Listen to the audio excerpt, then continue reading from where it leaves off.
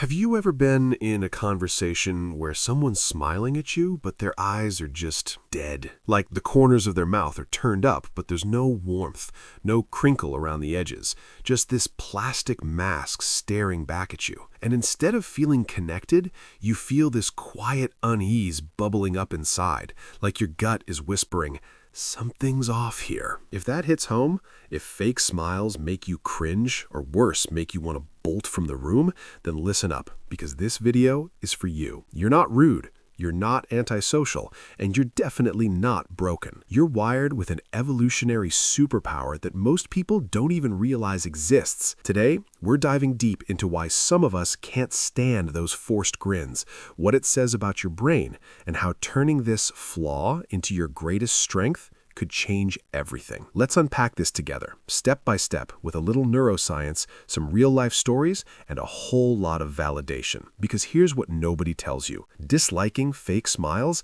isn't a quirk. It's a sign you're playing life on a deeper level. Number 1. Your radar for realness is on high alert. Picture this. You're at a networking event, the kind where everyone's clutching business cards like lifelines. This guy approaches you, flashes a smile that's all teeth and no soul. It's the kind of grin that looks copied from a toothpaste ad. He says, "Great to meet you," but his eyes are darting around the room, scanning for someone more important. Most people might nod along, exchange pleasantries, and move on. But your internal alarm bells start ringing. Why? Because your brain is a master detective when it comes to authenticity. It's not just picking up on the smile, it's reading the micro-expressions, the tiny flickers that last milliseconds, like a mismatched eyebrow raise or a jaw clench hidden beneath the facade. This isn't random. Evolutionary psychologists point out that humans have survived for millennia by spotting deception. Back in our hunter-gatherer days, trusting the wrong person could mean sharing food with a thief or lying with a betrayer.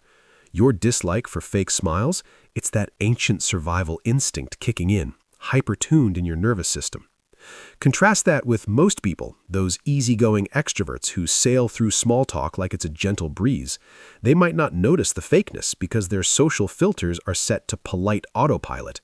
But you, my friend, are like a human lie detector, calibrated for depth over dazzle.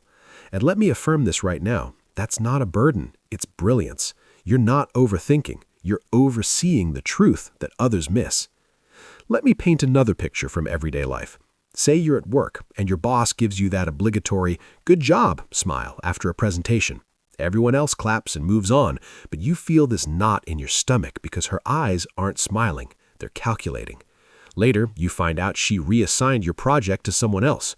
Boom, your intuition was spot on. This happens more than we admit, and it's why people like you often end up in roles where empathy reigns supreme, like counseling, art, or even investigative journalism. You're not just seeing smiles, you're sensing stories beneath them. Number 2. The sensory overload of surface-level socializing. Ever felt like crowds are a minefield of mixed signals? One fake smile after another piling up until you just need to escape to recharge? That's because your dislike for insincerity ties into something called sensory processing sensitivity, a trait shared by about 20% of the population, according to researcher Elaine Aron. It's like your brain has extra antennas, picking up emotional static that others tune out. Fake smiles? They're the static turned up to 11, clashing with your innate drive for genuine connection. Think of it metaphorically. Most people's social world is like a shallow pool, easy to splash around in, no deep dives required. But yours is an ocean, vast and profound, where every ripple tells a tale. A fake smile disrupts that depth. It's like throwing pebbles into your serene waters, creating chaos instead of calm. And here's a mini anecdote to make it real. I remember a viewer who emailed me. Let's call her Sarah. She hated office parties because of all the forced fun smiles. One time, she excused herself early, feeling guilty, only to later discover a colleague's happy facade was hiding burnout. Sarah's radar helps her reach out later, turning a superficial chat into a supportive friendship. See? What feels like overload is actually your empathy in action, forging bonds that last. Contrast this with society's extrovert ideal, the bubbly networker who thrives on surface charm. But you You're the quiet observer, the one who spots the cracks. And that's not weakness, it's wisdom. Pop Psych calls this thin slicing, your ability to judge situations in seconds, backed by studies from psychologist Paul Ekman on facial expressions. He trained people to spot Duchenne smiles, the real ones with eye crinkles, versus the fakes. And guess what? Sensitive souls like you are naturals at it. The neuroscience behind it, mirror neurons and the amygdala's alarm. All right, let's geek out on the brain stuff, because understanding this will make you feel seen on a cellular level.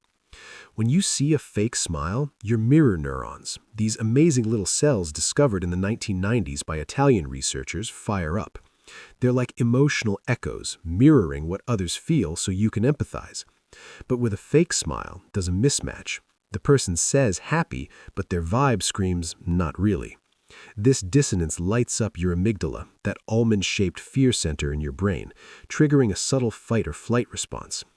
It's why fake smiles don't just annoy you, they exhaust you, spiking cortisol levels like a mini stress bomb.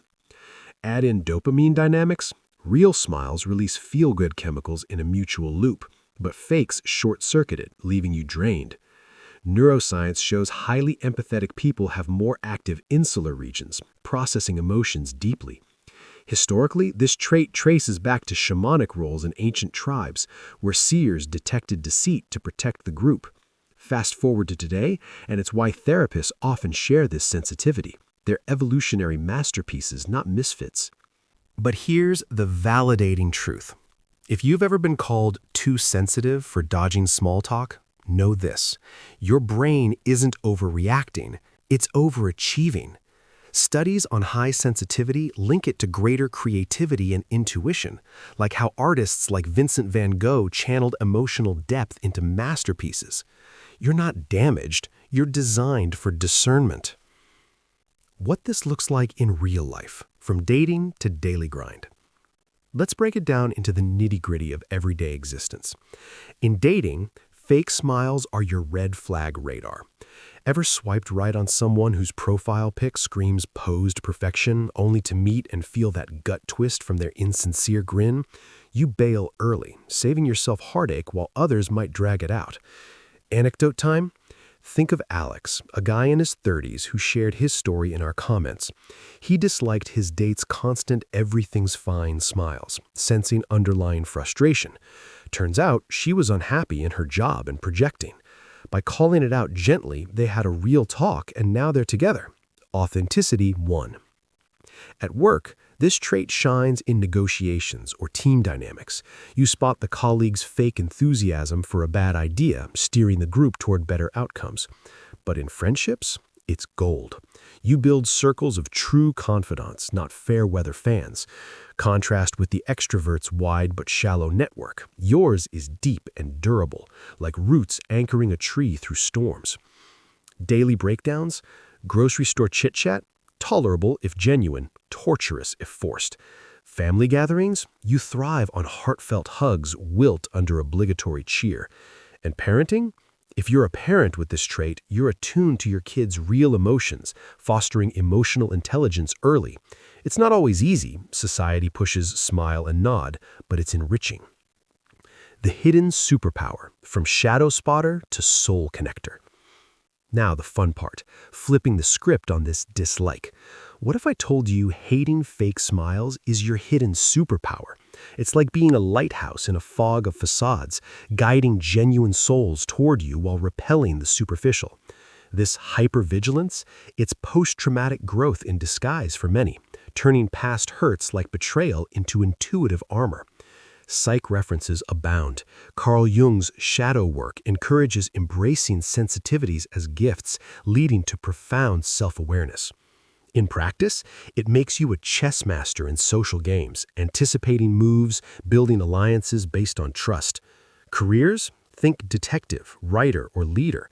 People like Oprah or Brené Brown thrive on authenticity detection. Metaphorically, you're not a wallflower, you're the wise oak, standing tall amid fluttering leaves. And the best part? It attracts real relationships. No more energy vampires, just soul-nourishing bonds. But let's not sugarcoat it. We have to honor the pain, too. Disliking fake smiles can feel isolating, like you're the only one not buying the performance. Social exhaustion hits hard. After a day of dodging insincerity, you crash, needing solitude to reset. This hypervigilance might stem from childhood. Maybe inconsistent parenting wired your amygdala for constant scans. It's valid to feel weary, even resentful, when society labels you intense or picky. Rhetorical question. Ever wondered why parties drained you while others recharge? It's that emotional labor, processing layers others skim. The shadow? Potential paranoia or avoidance, missing out on connections. But remember, you're not weird. You're wounded and wise from it. Therapy like EMDR can recalibrate, turning shadows into strengths. Why society gets it wrong. The cult of constant cheer. Society worships the fake smile, the Instagram filter of emotions. From corporate team building to social media's highlight reels, authenticity is sidelined for likability. Historically, post-industrial revolution norms prized productivity over depth, birthing the service with a smile era. Pop psych critiques this. Books like Quiet by Susan Cain highlight how extrovert biases marginalize sensitives. But here's the contrast. While most people glide on surface politeness, you crave congruence, words matching vibes. Society calls it antisocial, but it's anti-superficial. You're the evolutionary rebel, pushing for realness in a scripted world. In the end, my empathetic friend, your dislike for fake smiles isn't a curse, it's your guiding light. You're the beacon cutting through pretense, illuminating paths to profound connections. Imagine a world where everyone tuned into this. Fewer heartbreaks, deeper loves, truer triumphs. You're not just surviving, you're sculpting a life of substance, an evolutionary masterpiece in a sea of shallows. Embrace it and watch how it transforms isolation into inspiration. So, tell me in the comments, what's one fake smile moment that made you trust your gut? Hit that subscribe button if this resonated. Next up, why overthinkers are secret geniuses. See you there. Keep shining authentically.